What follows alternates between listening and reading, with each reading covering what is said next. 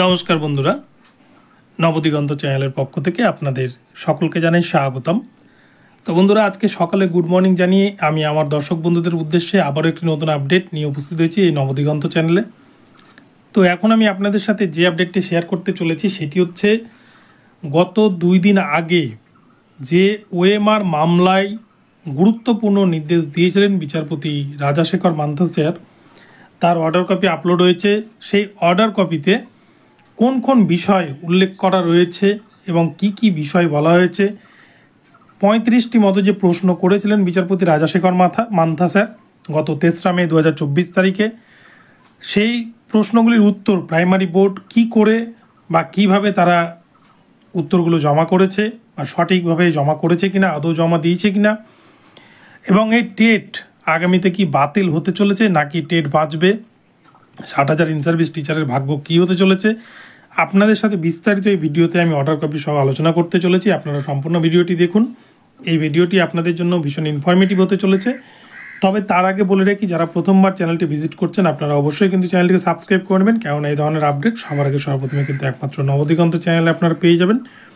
তো চলুন তাহলে আমরা এবার দেখে নিই যে ঠিক অর্ডার কপিতে কি রয়েছে। তো প্রথমেই দেখছেন আপনারা, এটা কিন্তু 11/6/2024 তারিখের অর্ডার কপি, যেটা কিন্তু কোড নাম্বার 13, সিরিয়াল নাম্বার 22। তো এখানটাতে কিন্তু দেখুন আপনারা যে WPA 2005/2022, যার কিন্তু WPA নাম্বার ছিল এবং এর সাথে অনেকগুলো ক্যান ফাইল অ্যাড হয়েছে এবং গত 11 তারিখেও কিন্তু অনেকগুলো ক্যান নতুন করে আবার অ্যাড করানো হয়েছে। এটা মূল যে পিটিশনার, যিনি মূল মামলাকারী, তিনি হচ্ছেন শান্তনু সিট এবং তার সাথে অনেকেই রয়েছেন আদার্স, এবং এটি কিন্তু স্টেট অফ ওয়েস্ট বেঙ্গলের বিরুদ্ধে। এবং এর সাথে অনেকগুলো দেখতে পাচ্ছেন আপনারা ক্যান ফাইল অ্যাড হয়েছে নতুন করে, সেই ফাইলগুলো কিন্তু সব একসাথে অ্যাড করে নেওয়া হয়েছে। তো সেদিকে আর যাচ্ছি না, আমরা এবার মূল যে বিষয়, যে অর্ডার কপির বিষয়টা কি সেই দিকে আমরা চলে যাই, ওইদিকে আমরা পুরো বিষয়টি দেখি। এখানটায় দেখুন অ্যাডভোকেট কে কে রয়েছেন। সিনিয়র অ্যাডভোকেট বিকাশ রঞ্জন ভট্টাচার্য রয়েছে কিন্তু পিটিশনারদের পক্ষ থেকে, দিব্যেন্দু চ্যাটার্জি স্যার রয়েছেন, প্রীতম মজুমদার স্যার রয়েছেন, রেশমি ঘোষ, শতাব্দী দাস, মৈনাক সিংহ বর্মা, এরা কিন্তু রয়েছে পিটিশনারদের পক্ষ থেকে। এবং অপরদিকে পর্ষদের তরফ থেকে কিন্তু রয়েছে পার্থসারথী দেববর্মন, এন চৌধুরী, অশোক ব্যানার্জি, শুভময় দেওয়ানজি, শ্যামল সরকার, পীযূষ চতুর্বেদী, কুন্তল রয়, এ সমস্ত অ্যাডভোকেটরা কিন্তু রয়েছেন। তো যাই হোক, আমরা নিচের দিকে চলে যাই যে কি কি বিষয় রয়েছে অর্ডার কপিতে।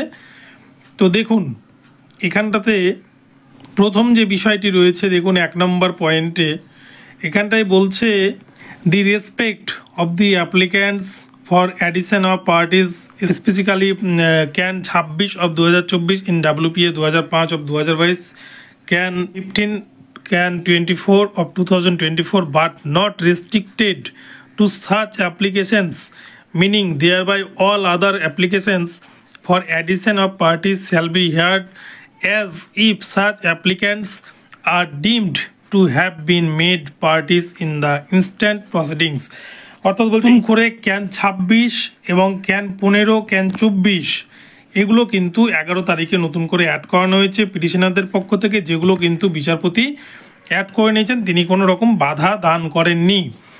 এবং এই সমস্ত ফাইল অ্যাড করানোর সাথে সাথে পিটিশনারদের তরফ থেকে যিনি সিনিয়র অ্যাডভোকেট বিকাশ রঞ্জন ভট্টাচার্য, তিনি স্কুল সার্ভিস কমিশনের যে 26,000 চাকরি বাতিল হয়েছে, তার সাথে যে এই প্রাইমারি টেট 2014 পুরো বিষয়টির যে মিল রয়েছে, ওতপ্রোতভাবে জড়িত, একই রকমই ম্যাটার, ওটারও ওএমআর নেই, এটারও ওএমআর নেই, এখানেও দুর্নীতি হয়েছে, মেয়াদ উত্তীর্ণ প্যানেল থেকে নিয়োগ হয়েছে, ওখানেও মেয়াদ উত্তীর্ণ প্যানেল থেকে নিয়োগ হয়েছে, র্যাঙ্ক জাম্প, এক্সিট ভ্যাকান্সি, এরকম যে সমস্ত অভিযোগে এসএসসি বাতিল হয়েছে 26,000 শিক্ষকের চাকরি, প্রাইমারি 2014 টেট থেকে যে 42,949 এবং 16,500 নিয়োগ হয়েছে, এখানেও কিন্তু এই ধরনের অভিযোগ রয়েছে বলে বিকাশ রঞ্জন ভট্টাচার্য স্যার জানান।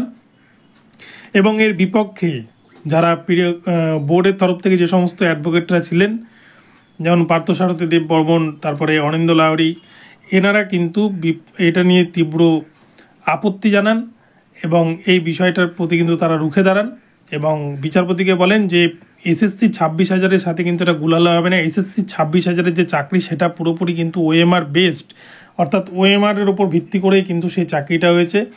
কিন্তু প্রাইমারিতে যেহেতু টেটের ওপরে মাত্র 5 নম্বর রয়েছে, তাই এই বিষয়টি কিন্তু এখানটায় একই বিষয় নয়, এরকম বিষয়টিকে তুলে ধরেন বিচারপতির সামনে। এবং বিচারপতি এই বিষয়টাকে নিয়ে বিকাশ রঞ্জন বাবুকে তিনি বলেন যে ওনার যা বক্তব্য আছে আগামী দিনে শুনে সব কিছু করা হবে। তো এবারে চলে আসছি 2 নম্বর যে বিষয়টি, by consent of the parties this matters originally fixed on 24 June 2024 shall stand adjourned and be fixed for hearing on 2nd July 2024 along with WPA 2779 of 2023 and WPA 16365 2023.